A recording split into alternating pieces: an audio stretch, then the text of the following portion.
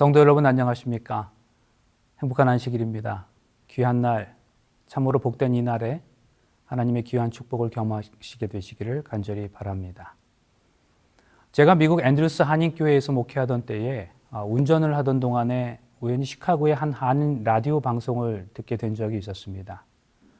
내용은 한 칼럼니스트의 지극히 개인적인 자신의 경험에 관한 것이었는데요.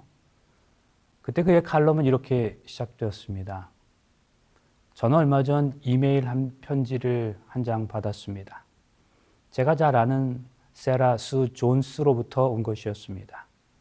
어머니가 돌아가셨다는 슬픈 편지였습니다. 저는 그 편지를 받고 세라 수 존스와 그의 어머니 백재선 씨를 생각했습니다. 뭉클한 아픔이 오랫동안 제 가슴 구석을 떠나지 않았습니다. 계속된 그 칼럼니스트의 설명에 따르면 그는 자신과 이 사라 가족이 처음 만난 것이 1970년대 말이었고 정기적인 한인사회 모임을 통해서였는데 당시 세라는 4살 정도였다고 했습니다. 그리고 오랫동안 소식이 끊겼다가 약 20여 년의 세월이 지난 1990년대 말 어느 날 다시 세라로부터 편지를 받고 서로 간의 관계가 다시 시작되었다고 했습니다. 세라가 보낸 그 말끔하고 격조 있게 쓴 이 편지지 위에는 맥켄지라는 로고가 찍혀 있었답니다. 미국의 젊은이들이 가장 선망하고 경쟁이 치열한 회사 가운데 하나로 꼽히는 이 맥켄지 회사에서 세라는 일하고 있었던 거지요. 그는 자기가 백재선 씨 딸이라고 소개하면서 어머니 소식을 전해왔다고 했습니다. 어머니 손을 잡고 한인 커뮤니티에 나갔던 이 소녀가 20대 후반에 야심만만한 변호사가 되어 있었습니다. 세라 수 존스는 하버드 대학교 경제학과를 마그나 쿰 라우데, 이제 최우등 졸업으로 졸업한 후에 하버드 법대를 다시 우등으로 졸업하여 한 유명한 법률 회사를 거쳐서 맥켄지에서 컨설턴트로 일하고 있었습니다.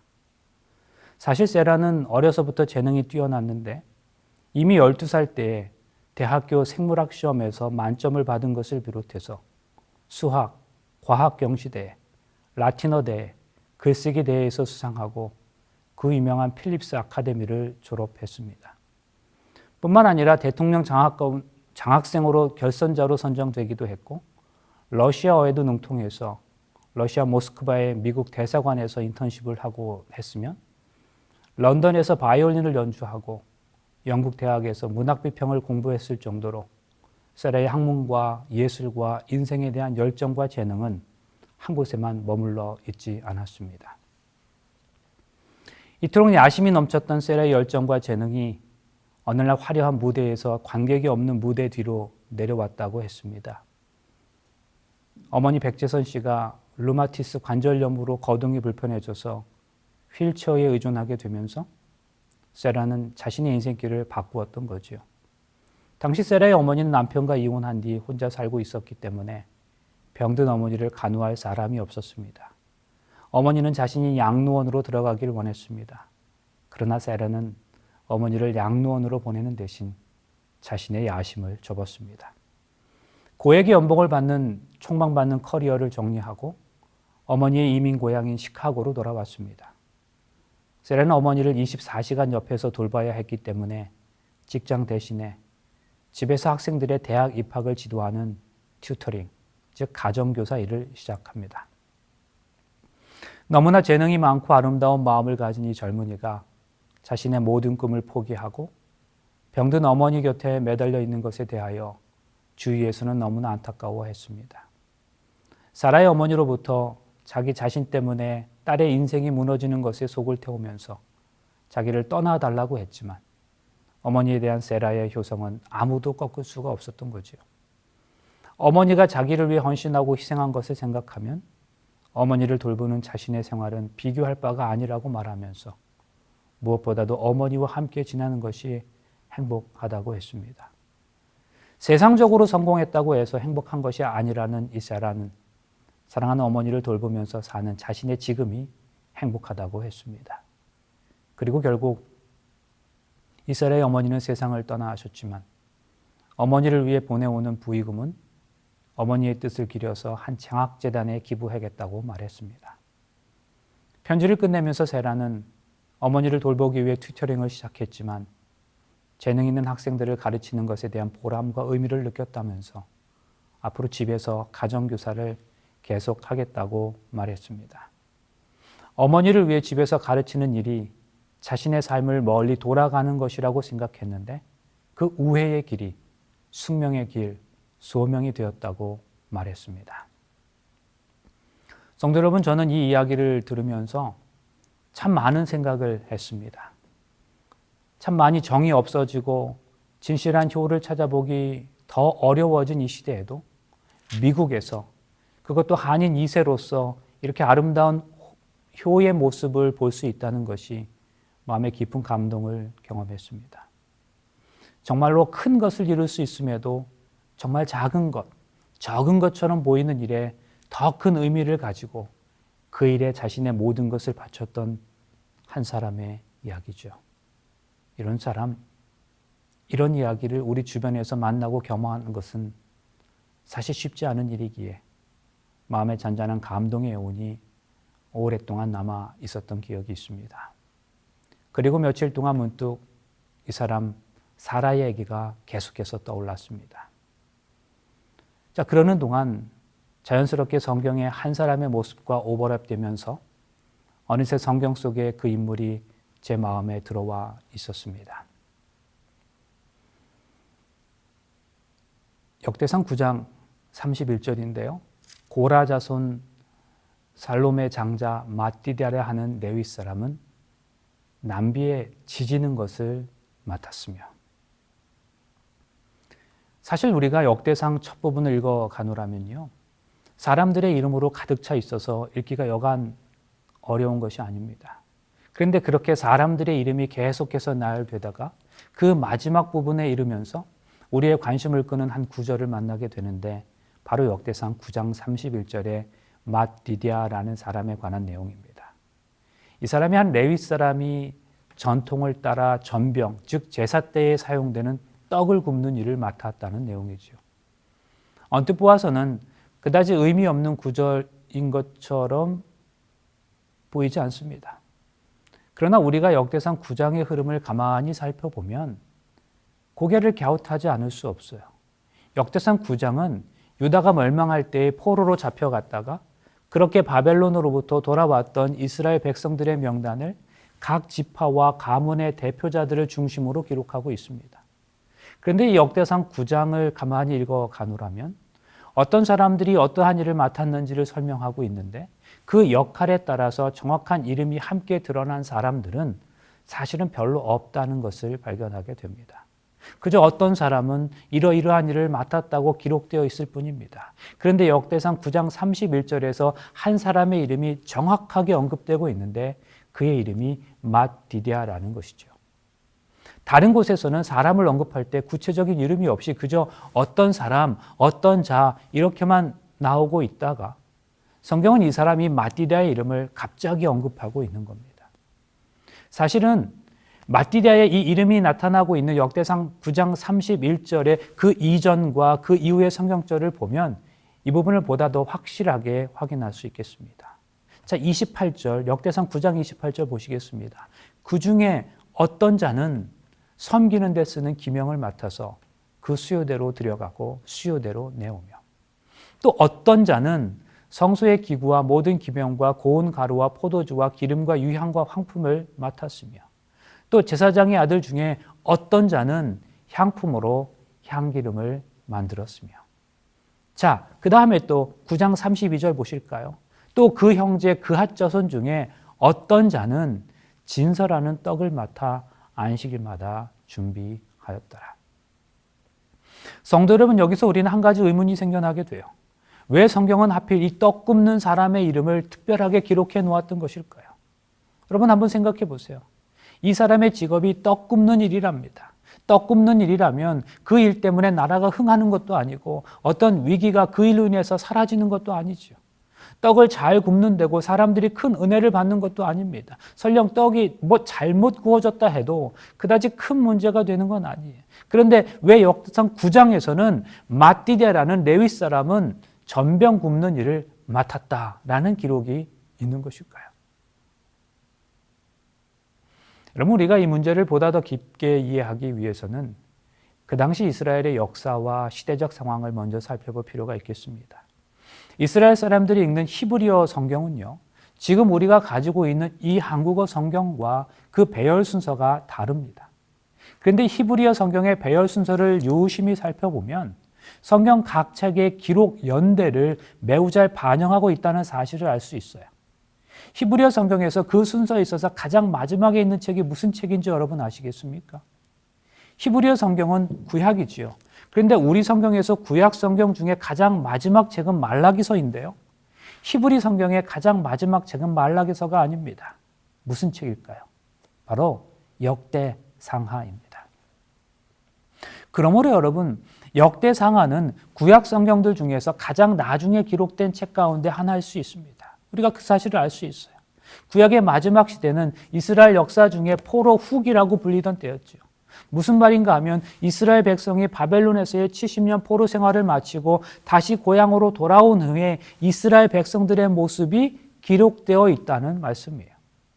실제로 역대상 9장에서는 긴 명단이 나오는데 그것은 바벨론에서 포로 생활을 하다가 고향으로 돌아온 사람들의 명단입니다. 여러분, 이 사실이 바로 이 역대상하가 포로기 이후에 기록되었다는 사실을 증명하고 있습니다. 그런데 여러분, 성경은 1차적으로 그 성경의 내용을 처음으로 접하던 그 당시의 사람들을 위해서 쓰여집니다. 그럴까요? 예. 예레미야서가 왜 쓰여졌습니까? 예레미야 당시의 사람들에게 하나님께서 주시고 싶으셨던 메시지가 있었죠. 왜 고린도전서가 쓰여졌나요? 바울을 통하여 고린도 교회의 신자들에게 주시기를 원하셨던 하나님의 메시지가 있었기 때문입니다. 그런데 그 예레미야서가 그 당시 사람들이 반드시 들어야 했던 필요한 메시지였지만 또 2차적으로는 오늘 살아가는 우리들에게도 적용되는 것입니다. 여러분, 정말로 그렇다면 포로기 이후에 쓰여졌던 그 역대상하 역시 가장 1차적으로는 그 포로 후기를 살아갔던 사람들을 향한 하나님의 강력한 메시지라고도 볼 수 있겠습니다. 이것이 바로 역대상하가 기록된 이유입니다. 하나님께서는 포로 생활을 벗어나 고향으로 다시 돌아온 당신의 백성들에게 꼭 하시고 싶으신 말씀이 있으셨고 역대상하는 이 말씀을 역사책의 형식으로 담아냈던 것이죠. 이스라엘의 세 번째 왕이었던 솔로몬이 죽자 이스라엘은 북방 이스라엘과 남방 유다로 갈라지게 됩니다. 그러다가 북방 이스라엘은 아수르에게 먼저 멸망했고 남방 유다는 바벨론에게 멸망당합니다.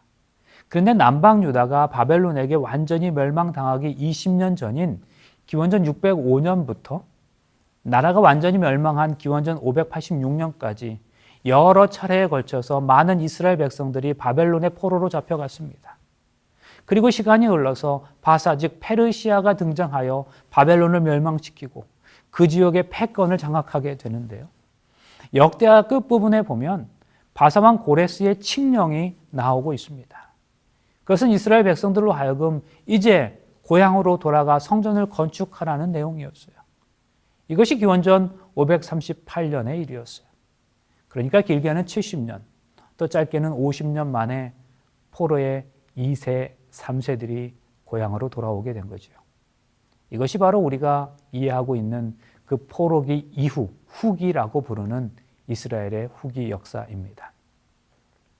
성경 중에서 에스라, 느헤미야, 학개, 스가랴, 그리고 말라기 등이 이 시대 이스라엘 백성들의 삶의 모습을 보여주고 있습니다. 그렇게 살아가던 사람들의 삶은 참 힘겨운 삶이었어요. 어떤 이들은 그 어려운 환경 속에서도 신앙을 잘 지켰습니다. 그러나 또 어떤 이들은 고향에 돌아올 때의 그 열정을 잊어버리고 하나님을 원망하며 신앙을 버리기도 했습니다. 역대상하는 바로 이러한 사람들을 위한 1차적인 메시지였습니다. 그 시대, 그 한 시대를 살았던 사람들을 향한 하나님의 구체적인 메시지였던 것이죠. 성경은 이스라엘 백성들의 바벨론에서의 포로 생활이 70년 동안 계속되었다고 말합니다.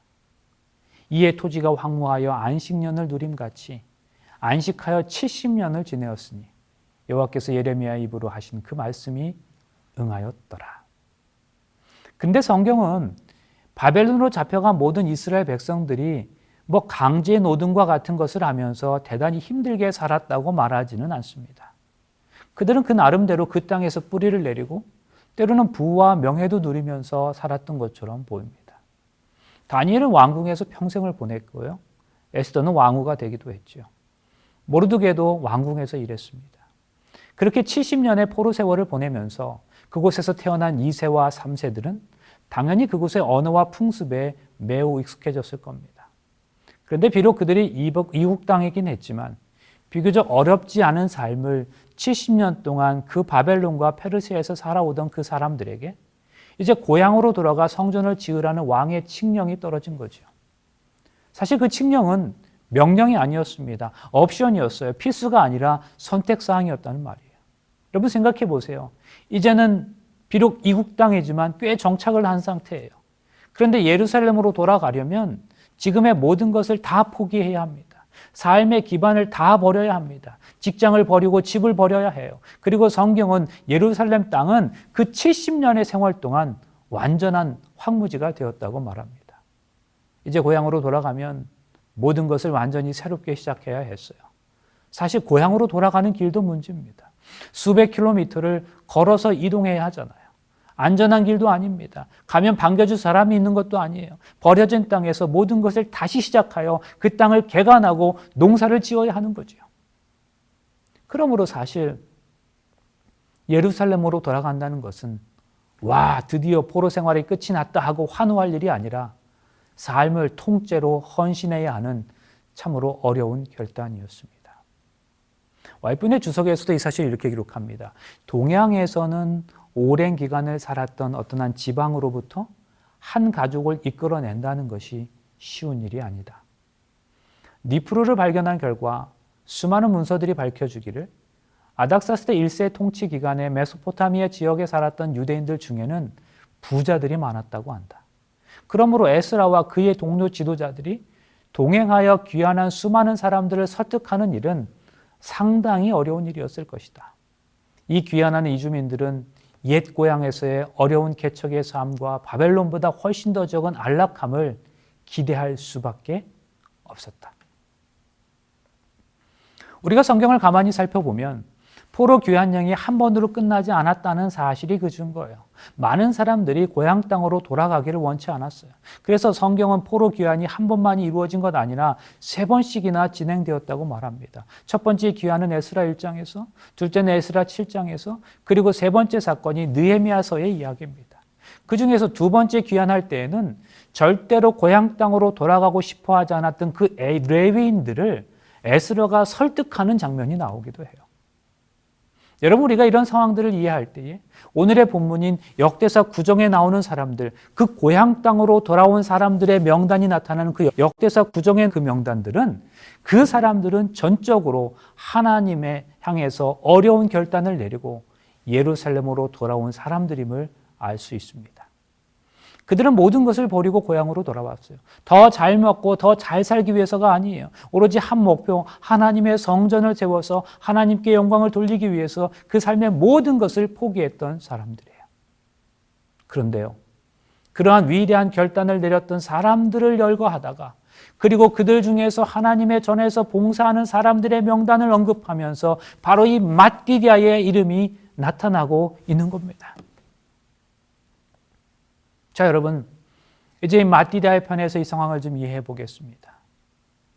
맛디다는 아마도 다른 사람들이 그러했던 것처럼 포로된 땅에서 안정된 직장에서 잘 지내고 있었을 거지요.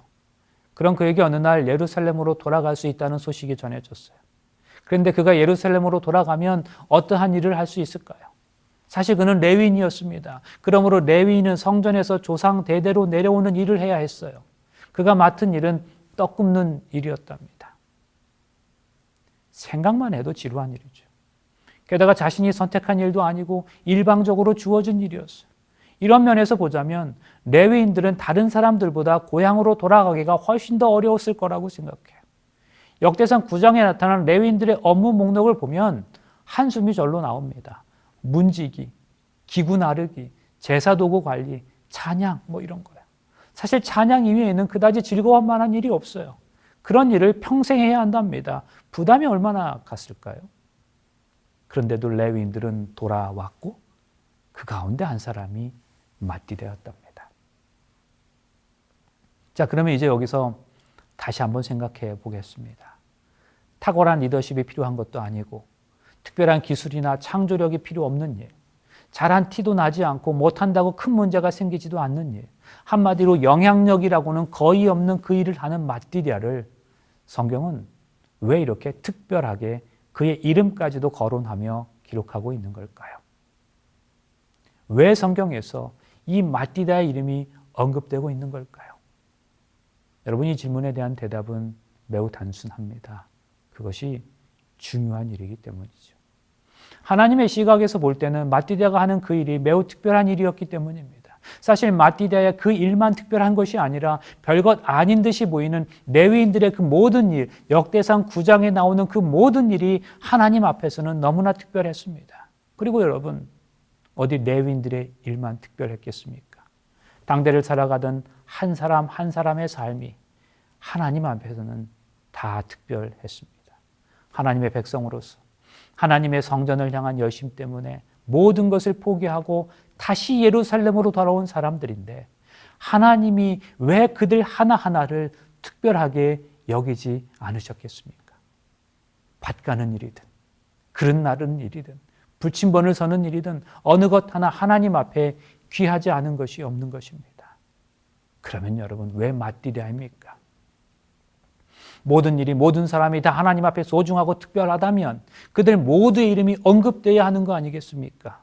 왜 마띠다 이름만 이곳에 기록되어 있는 것일까요? 사실 성경은 이 부분에 대해서 우리에게 침묵하고 있기 때문에 우리가 다 이해할 수는 없습니다. 그러나 한 가지 분명한 것이 있습니다. 마띠다는 자신이 맡은 그 특별한 일을 특별한 일답게 했을 것이라는 사실이에요. 전병 굽는 일, 그냥 쉽게 할 수도 있는 일이지만 마띠디아는 온 정성을 기울였을 거예요. 하나님께서 기억하실 만큼 말입니다. 사랑하는 성도 여러분, 이것이 바로 당대를 살아가던 지친 유대인들에게 주시고자 하셨던 하나님의 귀한 메시지였습니다. 하나님의 성전을 위해, 하나님을 위해 헌신한 사람들을 하나님은 결코 잊지 않으신다는 사실이에요. 버리지 않으십니다. 성경에 기록할 만큼 기록하십니다. 이스라엘의 위대한 지도자들 중에서 역대 상하의 명단에 들지 못한 사람들이 많이 있었을 거예요. 그러나 아무도 주목하지 않는 그 일을 온 마음으로 감당했던 그 마띠디아, 아무리 열심히 일해도 부자 되는 것과는 상관없는 그 일을 기쁨으로 계속한 마띠디아를 하나님은 분명히 기억하시는 겁니다. 무명한 자 같으나 유명한 자요.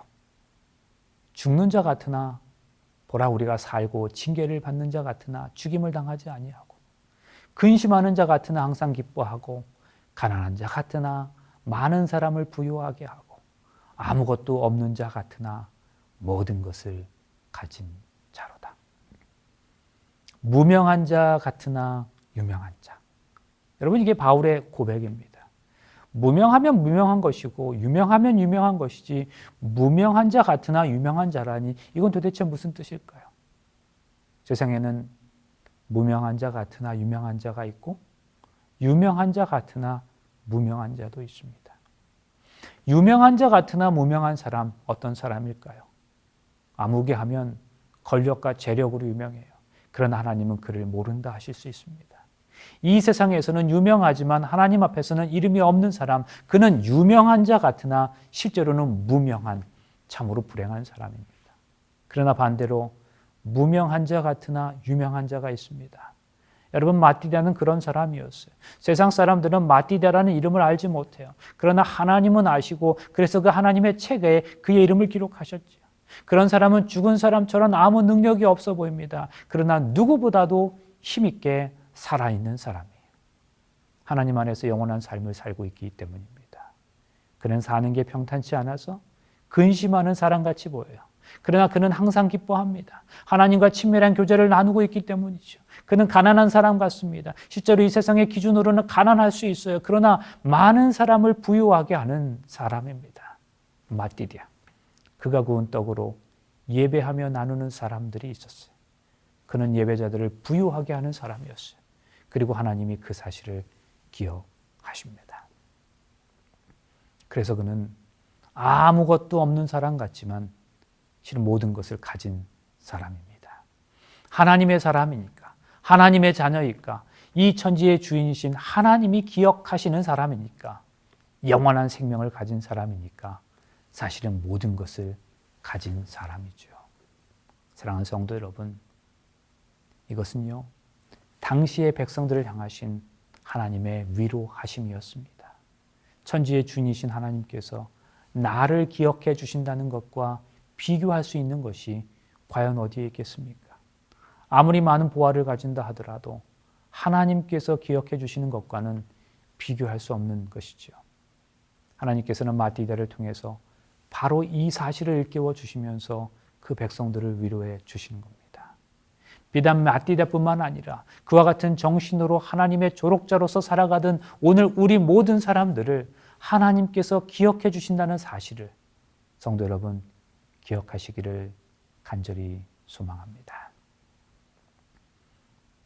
그렇다면 여러분, 오늘의 이야기가 우리에게 주시는 교훈이 무엇일까요? 하나님께서 기억하신다는 거예요. 하나님의 성전을 위해서, 하나님을 위해 헌신하는 모든 사람들을 우리 하나님께서는 결코 잊지 않으신다는 것입니다. 오늘 우리에게 각자의 마띠대의 역할이 주어졌어요. 어떤 사람은 벽돌을 날라야 하고, 어떤 사람은 부엌에서 봉사합니다. 또 어떤 사람은 창문을 닦아내야 합니다. 성전, 하나님의 그 성전에서 하는 일은 다 다르다 할지라도 주님께서는 그런 모두를 귀하게 보신다는 사실을 기억하시고 우리 결핵된 이 일에 감사함으로 매일의 삶에서 기쁘게 참여하게 되시기를 간절히 바랍니다. 그런데 여러분, 사실 이것은 하나님의 놀라운 위로이기도 했지만 동시에 준엄한 책망이기도 했습니다. 이 백성들은 하나님을 위해 모든 것을 버리고 황폐한 땅으로, 그 고향 땅으로 돌아왔지만 백성들의 눈은 여전히 하나님이 아니라 이 땅을 더 많이 향하고 있었습니다.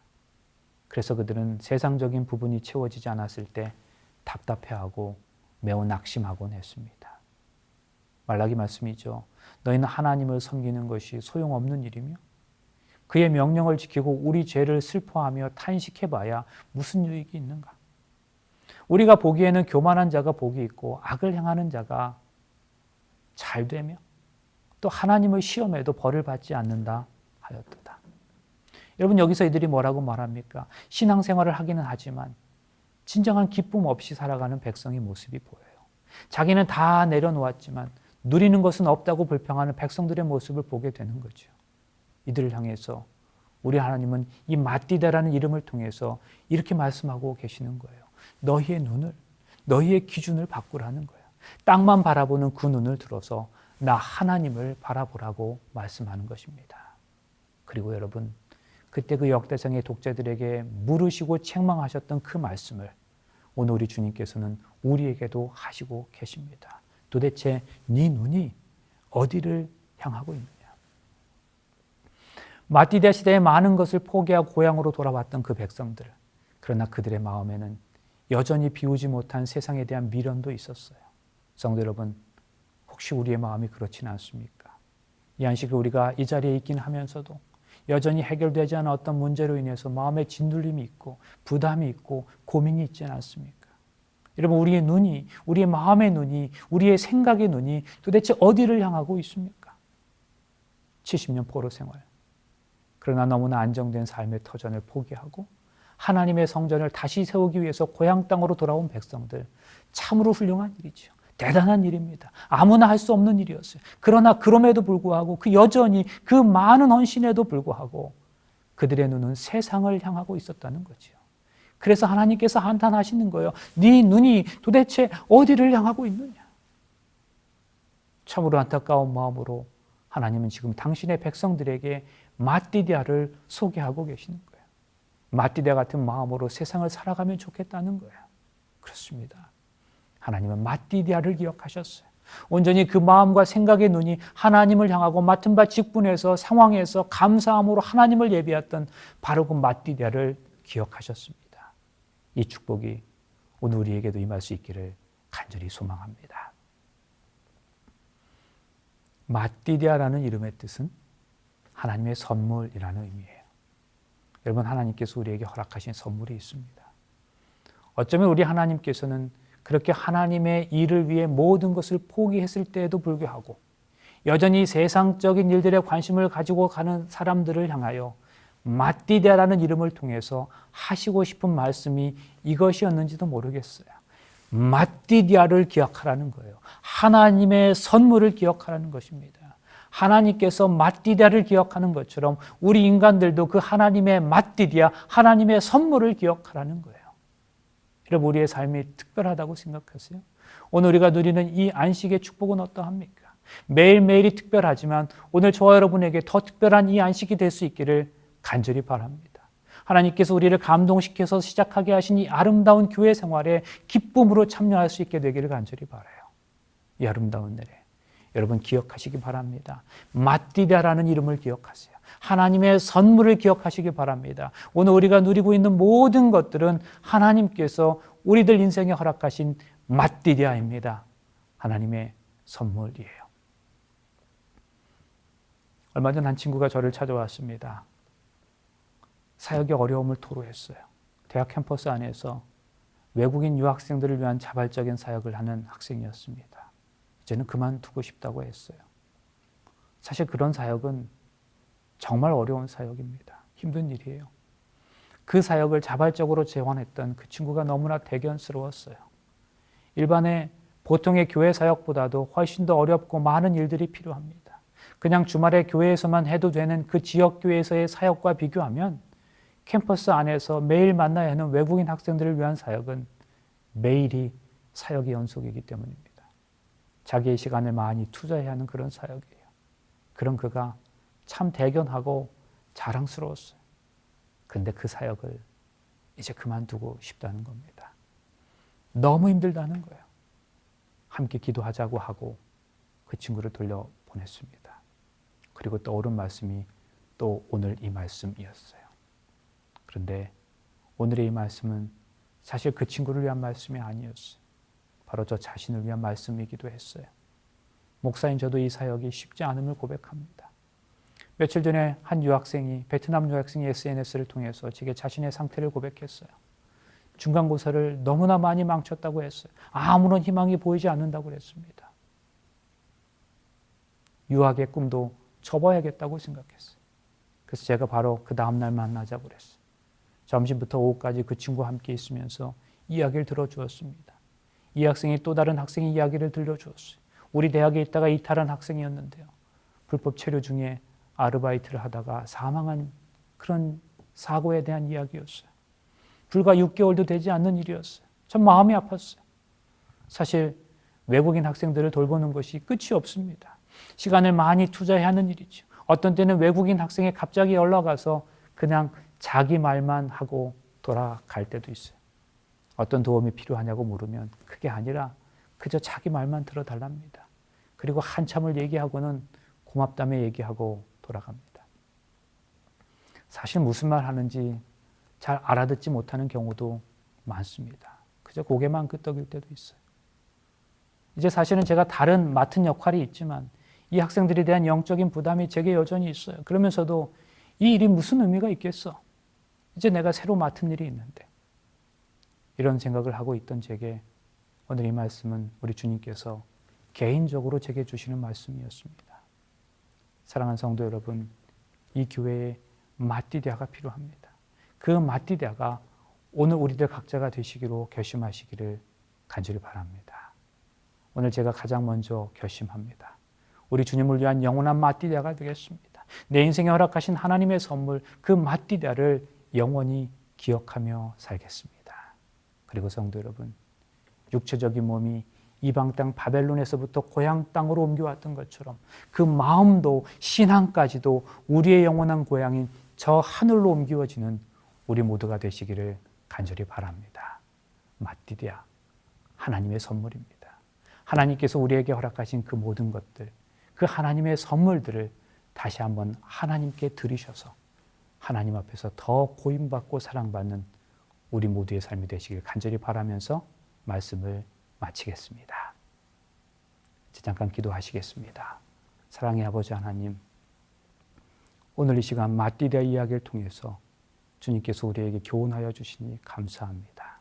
가장 작은 일에 성심껏 일하는 그 마띠아를 기억하신 아버지 하나님, 그리고 하나님의 선물, 우리로 그 마띠아를 기억하게 하시는 아버지 하나님, 주신 말씀 따라 하나님의 선물을 기억하며 살아가는, 그래서 감사와 찬양이 끊이지 않는 우리 모두의 삶이 되게 하여 주시옵기를 예수님의 이름으로 간절히 기도합니다. 아멘.